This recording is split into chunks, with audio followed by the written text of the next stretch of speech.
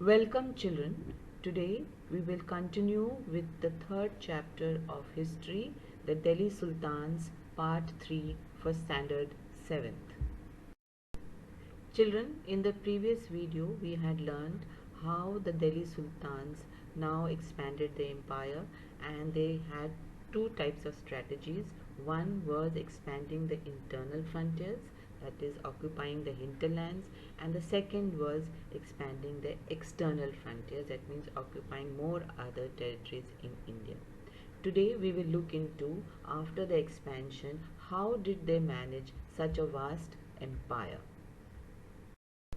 The Delhi Sultan rulers built a number of mosques all around the areas that they had occupied.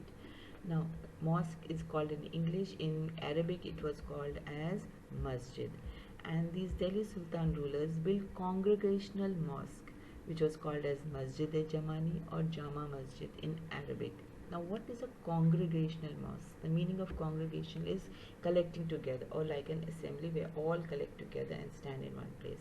So the Muslims would gather in these mosques, a huge area where they will all say their prayers together, and the prayers were called as namaz. Okay, and they would also choose a priest who was called as an imam, who was a respected member, and he was the one who would do the rituals and prayers, and everyone would follow him. Okay, another word that you must know is khutbah. Now khutbah also delivers a sermon, that means a spiritual message during their prayers. Like we have satsang, people gather and a spiritual message is given to the people. That spiritual message was called as khutbah, and normally this message was given during the Friday prayer. So Friday is a very holy day for the Muslims, and it is called as a Jummah day, where all collect together, and this is a very important day where they have to go to a mosque. Okay, and Qibla is another word that you must remember, that Muslims stand facing Mecca. That means from India, Mecca is towards the west, so they face the west and pray. Why do they face the west? Because Mecca is one of the most important pilgrimage center and a sacred place for the Muslims. So while they pray, they face the west, and that is called as Qibla. Okay. Now let us look at some of the mosques that were built by the Delhi Sultan rulers. You can see this is a mosque which is called as Quwat-ul-Islam Mosque, and the minaret you can see, Qutub Minar minaret, was built during the last decade of the 12th century. This is a congregational mosque, as I told you, all lots of people can gather here, and of the first city built by the Delhi Sultans. Which was the first city? Delhi Kunwa, that is the means the old city. And the mosque was enlarged by Iltutmish, and later it was enlarged by Alauddin Khilji also. And the minars were built by three sultans, Qutubuddin Aibak, okay, Iltutmish, and Firoz Shah Tughlaq. So this is one of the mosques which the Delhi Sultanate rulers had made. The second important mosque was Begumpuri Mosque. It was built in the reign of Muhammad Tughlaq, and was the main mosque of the new city that they had built, was Jahapana, which means the sanctuary of the world. Okay, what is a sanctuary? Sanctuary means a safe place, a very very safe place, and Jahapana was the new capital of Delhi built by Muhammad Tughlaq. Okay, so this is another congregational mosque. Now this is another mosque built by the ministers of Sikandar Lodi called Maut Ki Masjid. Okay, this is another congregational mosque. So here is another picture of a congregational mosque built by the Delhi Sultan rulers. This is called Mosque of Kamali, built in the late 1520. Now, as I told you, the Delhi Sultans had built a number of mosques in the cities all over the places that they had conquered. But why did they do that? First of all, they wanted to tell the people that they are protectors of Islam and Muslims. Okay, they have come here to protect the religion Islam and the Muslims. And these mosques also helped in a sense of community development. Okay, people would come together, meet together, and a sense of brotherhood would develop among them. Okay, and because all of them shared the same belief and code of conduct, so a community development was there. People lived together as a group. So this mosque helped to create that. And since these Muslims came from varied backgrounds, we have Afghan Muslims and people who are already living in India, then Turkish Muslims, okay, Iranians, they all had come from different places.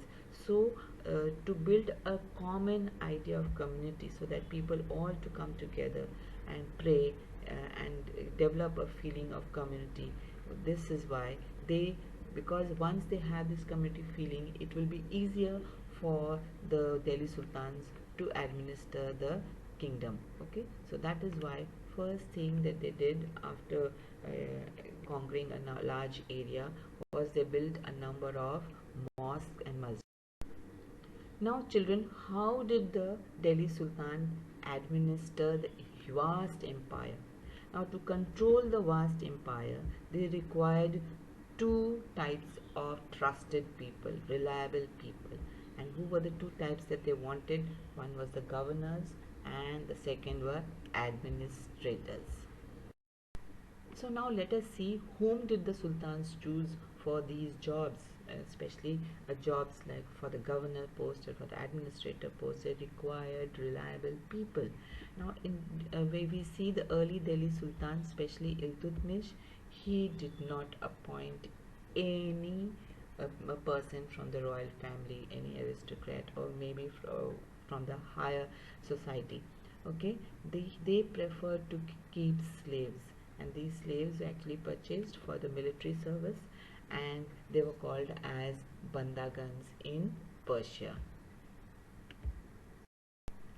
Now, who were bandagans? They were slaves actually who were trained to handle important political posts in the kingdom, trained how to act like a governor or administrator. Now the question arises, why did the sultans choose these bandagans? They were slaves, but why did they choose them? Because they trusted them more, and these bandagans were completely dependent on their master. So whatever the master told them to do, they would do it 100%. So this is why the sultans trusted and relied on them completely, rather than on the aristocrats or from people from the highest strata of the society, or from the noble family. They preferred to keep slaves because these slaves were totally dependent on their masters and acted as their masters told them to do. Now, there is a small excerpt in your textbook which is taken from one of the chronicles. It says, slaves rather than sons. And we see that wise men have said that a worthy and experienced slave is better than a son.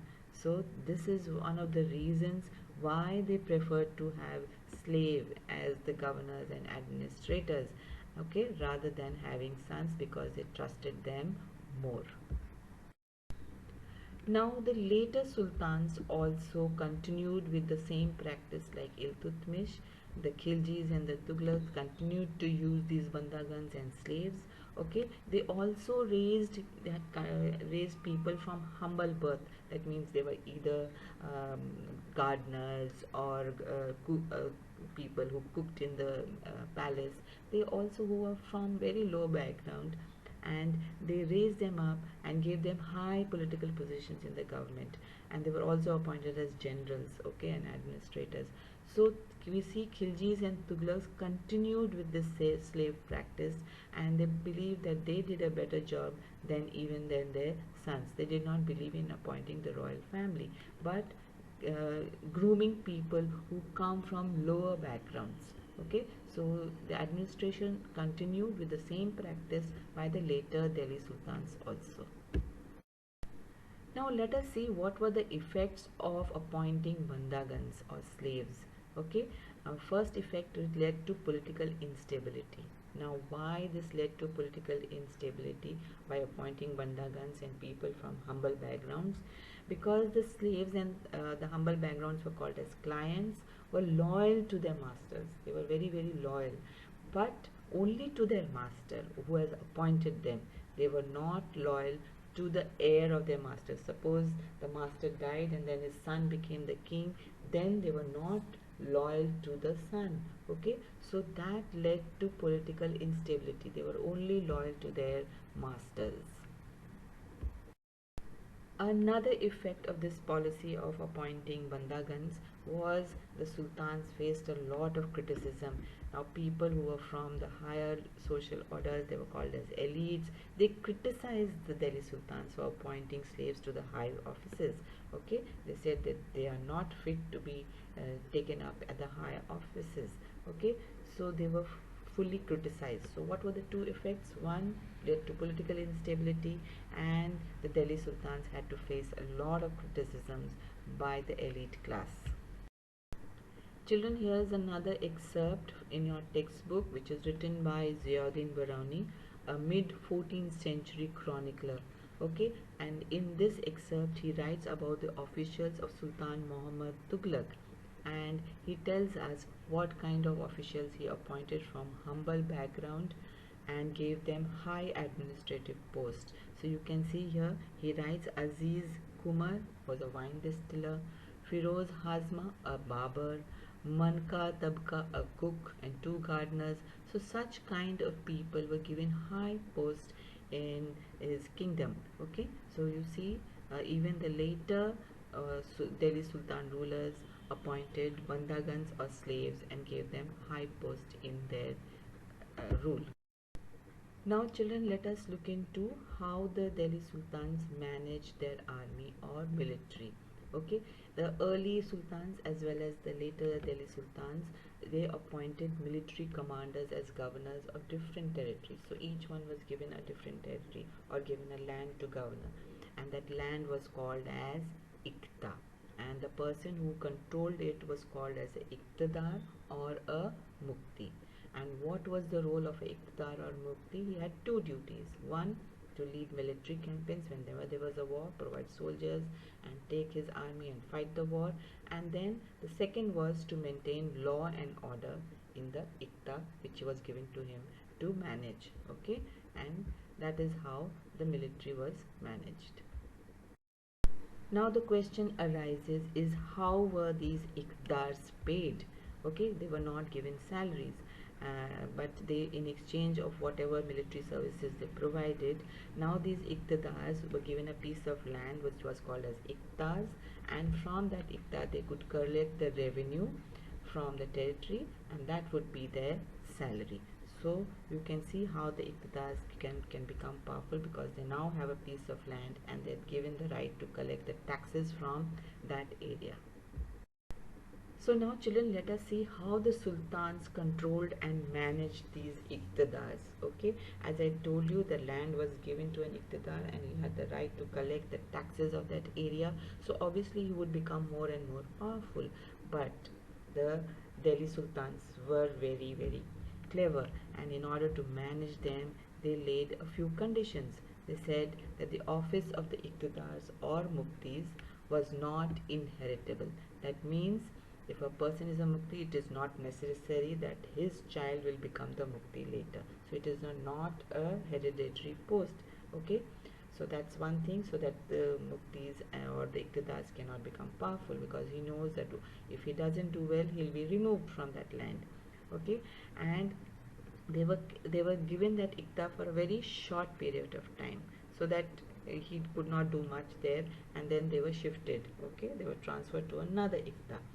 So these harsh conditions of service which was imposed during the Alauddin Khilji and Muhammad bin Tughlaq prevented these Iqtidars from becoming powerful. Okay, so like we had seen the Samantas earlier, it is now the Iqtidars. But they were Delhi Sultan rulers were clever. They did not allow them to become powerful. Firstly, that the post of the Iqtidar was not hereditary, and they were kept in these Iqtidars for a very short period of time and were frequently transferred and shifted. With this we come to the end of part 3 of this lesson. We will continue with the lesson in my 4th video, which I will be posting soon. Till then, please do view and subscribe. Thank you.